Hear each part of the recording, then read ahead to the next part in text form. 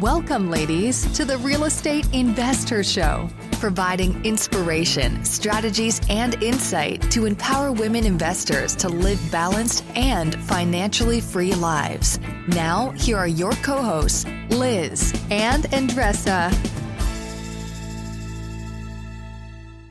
Welcome back, ladies. This is Liz. And this is Andresa. Welcome back to the Real Estate Investor Show, where our mission is to empower women to live a financially free and balanced life. You're back with us for a mini-sode, which is typically 10 minutes or less, unless I'm talking, because I could be long-winded. And we focus on one of three topics: self-care, business, or our core, which is real estate investing. And today I'm going to talk about must-haves when it comes to building a syndication team, which is so important because syndication is not an individual sport, as Andresa and I know quite a bit about, right, Andresa? Yeah, I cannot even imagine somebody having all the strengths needed to put a syndication deal together. It's definitely a team game. It is quite impossible for somebody to be that unicorn. Okay, so I'm going to be talking a bit about the must-haves, and obviously it's about team, but syndication is a very, what should I say? There's a lot to syndication, more than the team, but the team is actually one of the most critical pieces to the puzzle. So I want to walk back a little bit of where I came from, or just not where I came from, but more importantly, when we started syndicating, we were working with private money partners, and we were raising money, working with equity, partnering with equity partners on projects. And then we transitioned to syndication in multifamily because we started getting into buildings and projects that one partner and I weren't able to take down together. And that's a typical step that a lot of people have. Okay, I've been doing it this way, where we're 50-50 partners buying a couple single family homes. And now, okay, we want to buy 14 units. We got to, raise, $500,000. They don't have it. You don't have it. Okay. Now we're going to go into the world of syndication. Okay. So our first syndication technically was DeRosa Capital 4. We're on DeRosa Capital 15. So we've done quite a bit of syndications over the years and projects. DeRosa Capital 4 was actually 14 units in total. It was a 10-unit building, and it was another 4-unit building. One was in one part of New Jersey. The other one was another part of New Jersey. So all in New Jersey. And it was local. So the need for building this powerhouse team was minimized. The team was, quite honestly, raising the money from limited partners. We were the only GP at the time. Made sense. And as we navigated our business and grew our business, we started to scale outside of our 30-minute radius of our home. And so that really was the impetus of creating a team, building a team, more than we ever had. Not only the distance, but also the breadth of the type of asset. So we went from 14 units, right, to what we're working on now, which is 670 units. Which is a project where we are working on and have closed half the buildings and are closing soon the other half of the buildings. So I say that because as you grow and you scale your business, whatever scale means to you, if that's something you want to do, your team's going to have to scale with you too. Not just because of location, but the breadth of what you're actually doing. So I just wanted to give that context. I hope that helps a little bit about the path that I had. Number one, I'd say we're Andresa and I are big fans of okay, let's break this down. Here's some questions. Here's a process. And here's a good takeaway for you, which is how we'd like to, create our mini-sodes and our content. So the first thing I want you to think about as you think about this is, what are your syndication goals?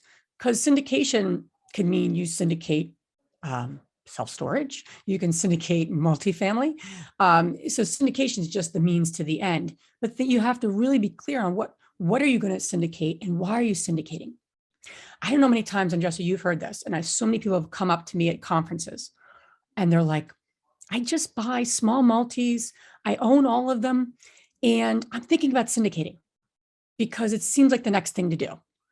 And then they start to go through that process, and they're traveling with their families, they're doing all these fun things, and I asked this woman, how many more buildings do you need to buy to be completely financially free and to live the lifestyle you want? She's like, oh, I only have to buy one more fourplex.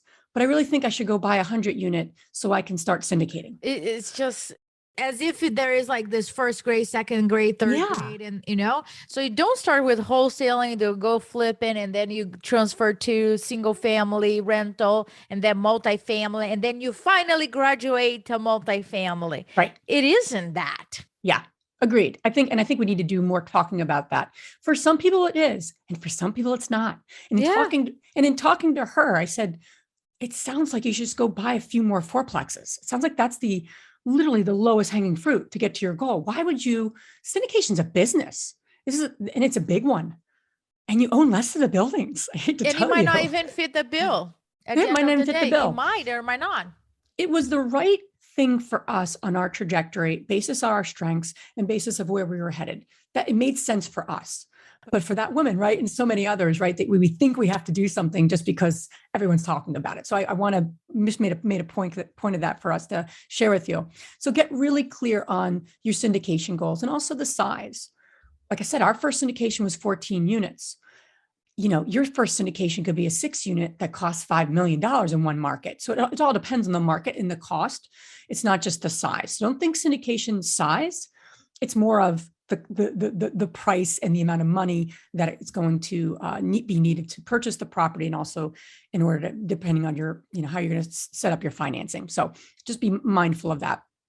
It's literally pulling money together to buy something with others through a GP and a limited partner, arrangement. So that's number one, is what are your goals? What are your syndication goals? And get really clear on that and the size and the cost, obviously. Then obviously knowing your market. Okay, before we get to people, before we get to the team, you got to know your market inside and out. We always hear that, right, Andresa? That's kind of like, okay, Andresa and I are like, okay, who cares? What can we talk about that actually is something different or new? And what I would say with markets, and something to think about, is what is happening in the market that's not in the news.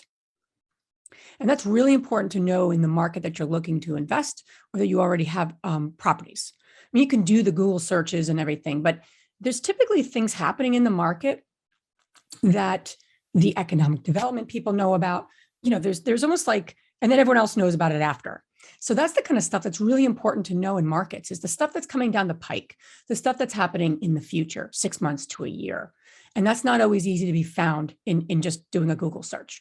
So I'm also a very big fan of calling that local economic development office. They will know if something's happening 6 months to a year. And that's really helpful information to know about your market in terms of supply, demand, what is happening, what new construction is happening, all those sort of things that really become important, especially as you get into larger assets that you're going to need to syndicate. So just want to mention that. The third piece is know your asset class. Again, obvious, right? Know your asset class, but do you know all of your competition? I didn't realize the importance of competition when we were building a team until you start to get into larger multi. I didn't think about competition when we had our 10 unit. I wasn't thinking about that for some reason. I was like, oh, it's a 10 unit and it's in, its own little area. But as you get into larger assets that you're syndicating, be it self-storage, be it multifamily, the competition is so much more important than on a small level. You need to know what your competition, not just what your competition is in a general sense, but literally with the profit that you are, it's not profit, I'm sorry, the project and the apartments that you're offering. You might be doing more like beautified, class A type of new construction. You might be doing, workforce housing, which is more of our focus of, nicely updated units. You're not putting granite in a unit. So knowing your competition, knowing your market. Now let's get to teams. Biggest way to really, really build a team with a syndication in terms of like your kind of boots on the ground would be your property management company and your commercial broker. Those are two pieces of the puzzle that are incredibly important. They then open up the kind of floodgates of all the other team members you may need, typically your broker and your property management company. So those are two critical team members you got to get in place for that market that you want to invest in.